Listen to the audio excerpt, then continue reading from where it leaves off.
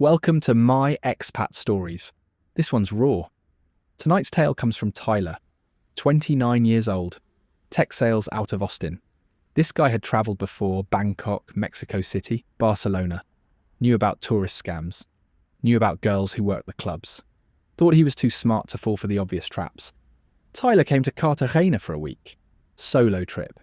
Decompress from work, soak up some sun, maybe meet someone interesting. What happened to Tyler over 9 hours will make you never accept a drink from anyone ever again. Let's get into it. I landed in Cartagena on a Monday afternoon. February. Hot as hell, but that Caribbean coast heat that doesn't feel as heavy as you'd expect. Checked into a boutique hotel in the old city, near Plaza de Santo Domingo. The kind of spot with a rooftop bar and good reviews from other solo travellers. First 2 days were standard tourist shit. Walked the walls at sunset, hit Castillo San Felipe. I take ceviche at 5 different places trying to find the best one. Drank Club Colombia at sidewalk cafes. Watched street performers hustle tourists. I wasn't looking for trouble. Wasn't looking for anything really. Just wanted to exist somewhere that wasn't Austin for a week. Wednesday night I was lying in bed scrolling Tinder, because that's what you do when you're 29 and single in a foreign city. Most profiles were obvious.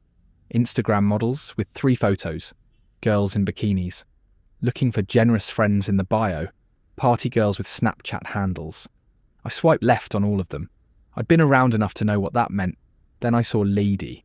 5 photos, normal photos. Her at a restaurant with friends, her at Playa Blanca. Selfie in what looked like medical scrubs. Another one at a coffee shop with a book. Profile said she was 26. Dental assistant. From Cartagena. Bio is in Spanish and English. I love my city. I love good conversation and good food. Not here for games or tourists looking for a quick night. Real connections only. That last line got me. Real connections only. I swiped right. We matched instantly. She messaged first. Texas, let me guess. You're here for a week and you've already been to Cafe Del Mar twice. I laughed. She wasn't wrong. I'd been once. Guilty, but only once so far. That place is for tourists who want to say they watched the sunset in Cartagena. I can show you better spots. We messaged back and forth for 20 minutes. She asked what I'd seen. I told her. She said I was doing it all wrong. Las Bovedas. That's where they sell overpriced junk to cruise ship people. You want real Cartagena, you need to go to Basurto Market. Or walk around Getsemaní during the day. See the street art. She wasn't trying to impress me, wasn't flirting heavy, just talking. Like a local annoyed that another gringo was doing the generic tour. What do you do? She asked. Tech sales, software. Boring. Doesn't sound boring, sounds like you can work from anywhere. Pretty much. That's why I'm here. Lucky. I'm stuck cleaning teeth 40 hours a week. We messaged Thursday, then Friday. Nothing heavy. She'd send me photos of food she was eating. Ask how my day went. Tell me about difficult patients. This guy today came in wanting his teeth whitened but wouldn't stop drinking coffee during the consultation. Like, sir, I can't help you if you won't help yourself. It felt normal, that's what got me. She felt normal. Saturday morning she asked if I had plans that night. Not really, probably just wander around, find some food. I get off work at 8. Want to meet up? I can show you a good spot in Getsemaní. Locals only. Yeah, I'm in. Actually, the place I'm thinking of gets really packed on Saturdays. Want to just meet at my apartment? We can have a drink first. Decide if we want to go out, or just stay in and talk. I hesitated. Not because it seemed sketchy, because it seemed forward. Unless that's weird, she added. I know some guys get nervous meeting at someone's place. No, not weird. Sounds good. She sent me her address. Calle de la Sierpa. Getsemaní. I Google mapped it. Right in the middle of the tourist area. Restaurants, bars, people everywhere. Safe. I showed up at 9, wearing jeans and a button-down. Carrying a bottle of wine from a tienda near my hotel. 12,000 pesos, about $3. Her building was typical Cartagena colonial. Bright yellow walls, heavy wooden door. Balconies with plants hanging over the edge. I rang the buzzer for apartment 3. She answered through the intercom. Tyler! That's me. The door buzzed. I walked up narrow stairs to the 3rd floor. She was waiting in the doorway. Looked like her photos, jeans, white tank top. Hair in a ponytail. Barefoot. Smiling. You found it. Wasn't hard. Come in. The apartment was small but clean. One bedroom, living room with a couch and a flat-screen TV. Tiny kitchen, bathroom I could see from the door. Clothes draped over a chair, sandals by the door, a stack of glamour magazines in Spanish on the coffee table. A framed photo of her with an older woman. Her mum, probably. It felt lived in, real. Sorry about the mess, I just got home an hour ago. It's not messy. She took the wine, looked at the label. This is actually good. You didn't just grab the cheapest one. I asked the guy at the tienda what was decent. She laughed, opened it, poured 2 glasses. We sat on the couch. The wine tasted fine. Nothing special, but nothing wrong. We talked about work, she asked about tech sales. I explained it poorly. She told me about dental school, how expensive it was, how she'd worked 2 jobs to pay for it. But now you're done, you've got the career. I've got a job, not really a career, but it's something. She refilled our glasses. We were halfway through the bottle now. My roommate's out tonight. She went to Barranquilla for the weekend, so it's just us. You have a roommate? Yeah, we split rent. This place would be impossible to afford alone. That detail mattered. Roommate. Rent. Normal life stuff. We talked about Cartagena, about Austin. She asked if I liked living in Texas. I said it was fine, but expensive. Everything's expensive now, she said. We finished the bottle. She asked if I wanted another glass. I said sure. She went to the kitchen, came back with a new bottle, already opened. I had this one in the fridge. She poured. This one tasted different, slightly bitter, but wine sometimes tastes like that. We kept talking about travel, about family. She said her mum lived in the suburbs. Her dad left when she was young. Typical story, but we're fine. My mum's strong. I noticed my words were coming slower, like there was a delay between thinking and speaking. You okay? She asked. Yeah, just that second glass hit different. We can switch to water. No, I'm good. I wasn't good. The room felt tilted. Just slightly. Like the floor wasn't level. She kept talking, I kept nodding. But I couldn't follow the thread anymore. Her words were sounds. Tyler, you look pale. I tried to stand. My legs didn't cooperate. I sat back down hard. Maybe I should get some air. Just sit for a second, I'll get you water. She left. Went to the kitchen. That's when I heard it. The front door opening. I turned my head. Took forever. Like moving through mud. A woman walked in. Younger than Leidy. Maybe 22. Tight jeans. Crop top. Looking right at me. He's awake, she said in Spanish. Leidy came back from the kitchen. No water. He's fine, just give it a minute. I tried to stand again. Couldn't. What's happening? Leidy sat down next to me, put her hand on my shoulder. Just relax, Tyler, you're okay, just breathe. The other woman sat on the chair across from us, pulled out her phone. That's when I saw him standing in the doorway. He was maybe 30. Jeans, black t-shirt, tattoos down both arms. He closed the door behind him, locked it. This him? He said in Spanish. Leidy nodded. I tried to say something. Ask what was happening, but my mouth wouldn't form the words properly. What? The guy walked over, stood in front of me, looked down. He's good, he said. Let's start. Start what? Leidy reached into my pocket, pulled out my phone. I watched her do it, couldn't stop her. My body wouldn't respond. Unlock it, she said. No. The word came out. Barely. Slurred. Tyler, unlock your phone. She held it up to my face. Face ID.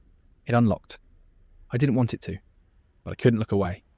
Couldn't close my eyes. She smiled, handed the phone to the other woman. Check everything. Bank, apps, Zelle, Venmo, Apple Pay, all of it. The other woman started swiping, tapping. I watched her fingers move across my screen. 2 bank accounts. Checking has about $11,000. Savings has $6,800. My savings. I've been building that for 2 years. Credit cards? Leidy asked. 3. Limits look good. One has about 8,000 available, other 2 are around 5 each. Perfect. The guy pulled a chair over, sat in front of me. Tyler, listen to me. We're going to move some money around. You're going to help us. Understand? I tried to shake my head. It barely moved. You need to stand up now. No. Stand up, Tyler. My legs moved. I stood. Didn't want to. But they told me to stand and I stood. This is what Scopolamine does. You're awake. You can hear everything. See everything. But you can't resist. Your body just obeys. Good, now we're going to go outside. You're going to walk with us. Nice and calm. Don't say anything to anyone. Just walk, okay? Okay. Why did I say okay? I didn't want to say okay. Leidy grabbed my arm. Gentle. Like we were a couple. Come on, puppy, let's go. We walked out of the apartment. Down the stairs. Out onto Calle de la Sierpe. It was almost 11 now. Saturday night. Getsemaní was packed. Tourists everywhere. Colombians selling arepa from carts. Music coming from bars. We walked past all of them. I wanted to scream. Wanted to run.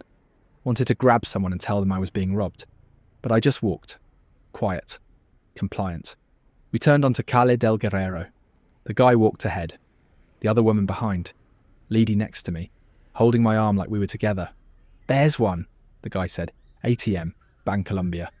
On the corner. Tyler, you're going to withdraw the maximum. Whatever it lets you take. Put the card in. I put the card in. Enter your PIN. I entered my PIN. 4 digits I'd memorised 10 years ago. My fingers just moved. The screen asked how much I wanted. Maximum withdrawal was 2 million pesos. About $500. Take 2 million, he said. I pressed 2 million. The machine made noises, spit out bills. The guy took them, counted them quickly, put them in his pocket. Next one. We walked 3 blocks, found another ATM. Da Vivienda this time. Same thing. Card in, PIN entered, 2 million pesos out. My checking account had about $4,000 left now. In pesos, that was maybe 16 million. He's got another card, the woman said.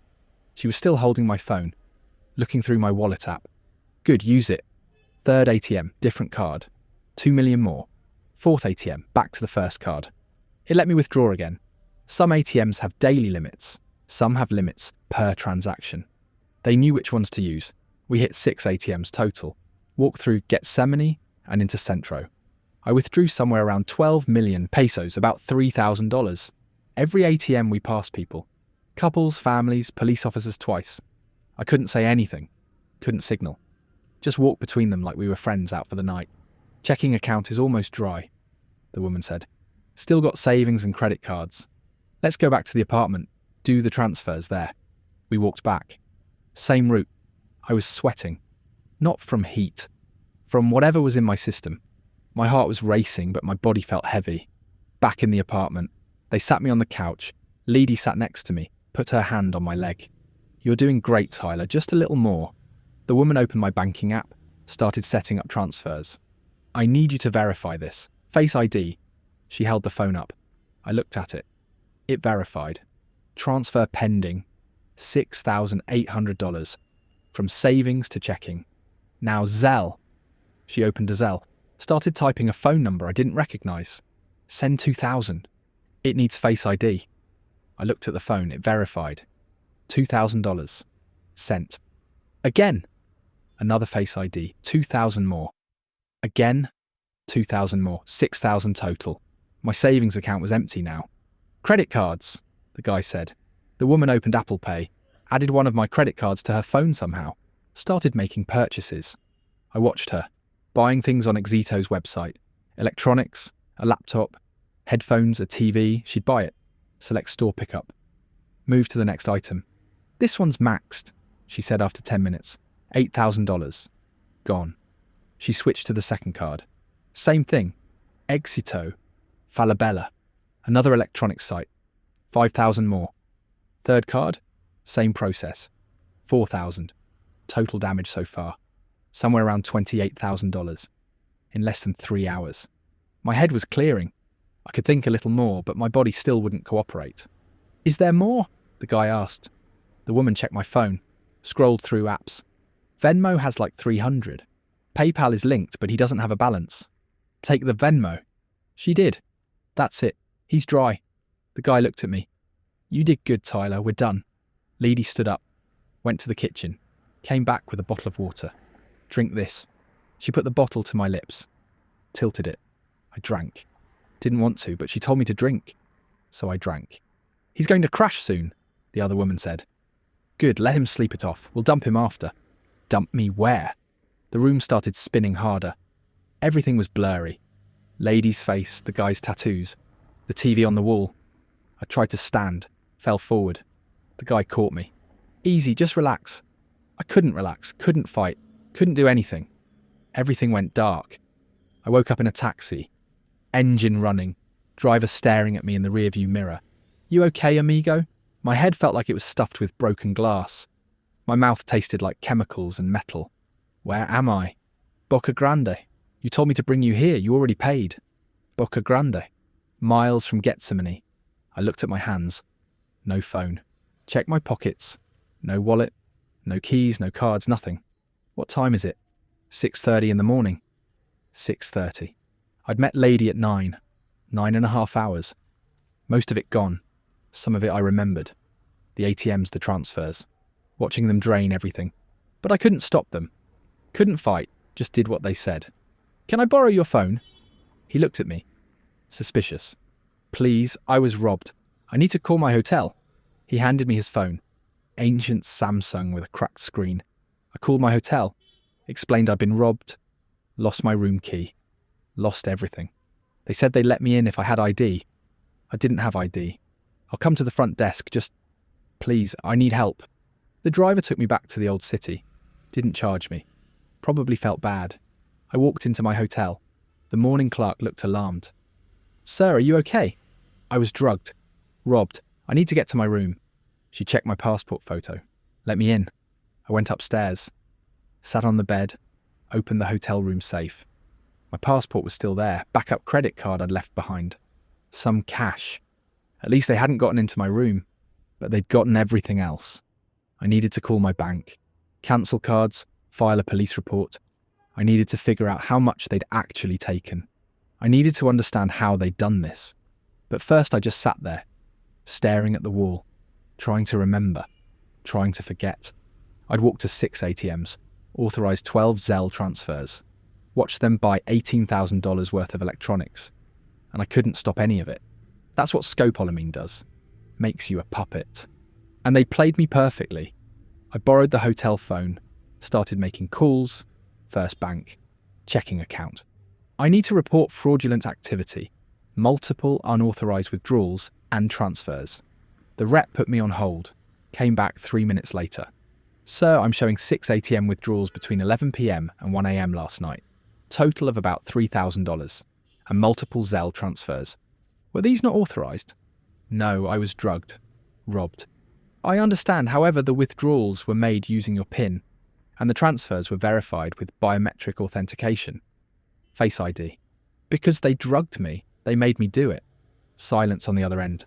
"Sir, I can file a dispute, but I need to be honest. When the PIN is used correctly and biometric verification is confirmed, these cases are very difficult to reverse. So I'm just out $3,000. I'll escalate it to our fraud department, but it may take 30 to 60 days and there's no guarantee." Called the second bank. Savings account. Same story. Transfers were verified with Face ID. PIN was entered correctly. Very difficult to prove fraud. "We see this sometimes in Colombia," the rep said. "Scopolamine. Devil's breath. The victims authorize everything while under the influence. Legally, it's complicated." Legally complicated. That's what $18,000 of my savings came down to. Credit cards were slightly better. 2 of the 3 companies flagged the Exito purchases as suspicious. Said they'd reverse them. That was maybe $12,000 back. Eventually. The third card said the purchases were verified with Apple Pay using my device's biometric data. Dispute denied. I was out at least $15,000. Maybe 18 depending on what the banks decided. I sat on the bed for an hour, just processing. Then I called the police. The Policía Nacional station was in Centro. 20-minute walk from my hotel. I showed up at 9 in the morning looking like hell. Explained what happened to the officer at the desk. He nodded the whole time. Didn't seem surprised. "Escopolamina," he said. "Happens all the time, especially in Getsemaní. Can you do anything?" He pulled out a form, started writing. "I'll file the report, but I need to be honest with you. These cases are very hard to solve. The people who do this are organised. They use fake names, fake addresses, fake profiles. By the time you wake up, they're gone. There must be security cameras. ATMs have cameras. The streets have cameras. Yes, we can try to pull footage. But it takes time. And even if we find them on camera, identifying them is difficult." He finished the report, handed me a copy. "Take this to your embassy. You'll need it for insurance claims. And keep calling your banks. Sometimes they reverse the charges after the police report." That's it. He looked at me. Not unkind, just tired. You're not the first person to come in here with this story. You won't be the last. I'm sorry. I left, walked back through Centro. Felt eyes on me. Every woman, every guy, everyone was a potential accomplice. I went back to Getsemaní that afternoon. Calle de la Sierpe.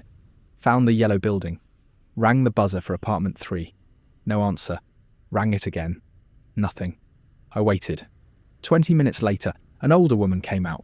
I caught the door before it closed. Excuse me, do you know who lives in apartment 3? She looked at me funny. Nobody. That apartment's been empty for 2 months. The owner lives in Bogota. Rents it on Airbnb sometimes. A woman lives there, Leidy. Mid-20s, dental assistant. She shook her head. I've lived here 6 years. I know everyone in this building. No Leidy. I walked up to the 3rd floor anyway. Knocked on the door. A man answered. Maybe 60. Confused. Can I help you? I'm looking for the woman who lives here. I live here, just me. Have for 3 weeks. Airbnb rental. I pulled out my phone, showed him Leidy's Tinder profile. You've seen her? He looked closer, shook his head. Never seen her. Back at the hotel, I opened Tinder. Her profile was gone. Not blocked. Deleted. I'd screenshotted our messages before meeting her. Had her number. Called it. The number you have dialed is not in service. I checked the wine bottles, the ones she'd poured from. I'd kept the labels without thinking. Took photos of them. Googled the brand. Normal wine. Sold at every tienda in Cartagena. Nothing special. Nothing traceable. I opened my email. Started checking confirmations. Exito purchase confirmations. 18 items. Total value about $14,000. Electronics. All set for store pickup at different locations. Barranquilla, Cartagena, Santa Marta. Pickup names were all different. None of them Leidy. By Tuesday, 3 days after it happened, I'd pieced together the full damage. ATM withdrawals, $3,000. Zelle transfers, $6,000. Exito purchases, $14,000. Smaller stuff Venmo, random apps, $500. Total, $23,500. The banks reversed about $8,000 after I sent them the police report. Credit card companies reversed another $6,000. I was still out about $9,500 that I'd never see again. But the real number was higher. Plane ticket home I had to change. Week of vacation I couldn't enjoy. Hotel nights I paid for but didn't use. ATM fees. International transaction fees. Cash advance fees on the credit cards. Call it $12,000 all in. The US consulate was helpful but honest. This is common in coastal cities. Cartagena, Barranquilla, Santa Marta. The Scopolamine scams are organised, usually 3 to 5 people working together. They target solo travellers, especially men. Dating apps are the main method. Can't you do anything? We can work with local police, but Colombian law enforcement is overwhelmed. These cases rarely result in arrests. Even when they do, the penalties are light. The criminals are back out in weeks. She handed me pamphlets, safety information, warning sheets about scopolamine. I wish we could do more, but the best we can do is warn people before it happens. I flew home Thursday, 4 days early. Couldn't stay in Cartagena anymore. Every woman I saw could have been part of it. Every friendly conversation felt like a setup. Took me 8 months to fully recover financially. The banks eventually reversed another $2,000 after escalating the dispute. Insurance covered nothing. Travel insurance doesn't cover being drugged. I think about it a lot. The apartment, the wine, Leidy's face. How normal it all felt. The guy at the consulate said they target solo travellers. Men who look like they have money. Men who are lonely. Men who want to believe a beautiful woman is genuinely interested. That was me. I wanted to believe Leidy was real. Wanted to believe I'd met someone interesting who actually liked me. And they knew that. The Tinder profile, the conversation, the normal apartment, the roommate story. Every detail was designed to make me comfortable, make me trust her. Even the other people showing up. That was calculated. By the time I realised what was happening, I was already drugged. Already compliant. The police told me they get 5 to 10 reports like mine every month, just in Cartagena. Most victims are too embarrassed to report it, so the real number is probably higher. I'm telling you this because I thought I was smart. Thought I knew the scams. Thought I could spot a trap. One drink. That's all it took. If you're in Colombia, if someone you just met invites you to their apartment, if they pour you a drink you didn't see them open, if anything feels even slightly off, leave. Don't be polite. Because once you take that drink, you're not in control anymore. And by the time you wake up, everything you have is gone. That's my story. Hope it saves someone from making the same mistake. I still use dating apps, still travel, but I'll never accept a drink I didn't watch being poured. And I'll never go to someone's place on the first meeting. Not in Colombia. Not anywhere. Trust got me robbed. Don't let it happen to you. Thanks, Tyler, for sharing that. What an ordeal. This is my expat stories. Thanks for listening.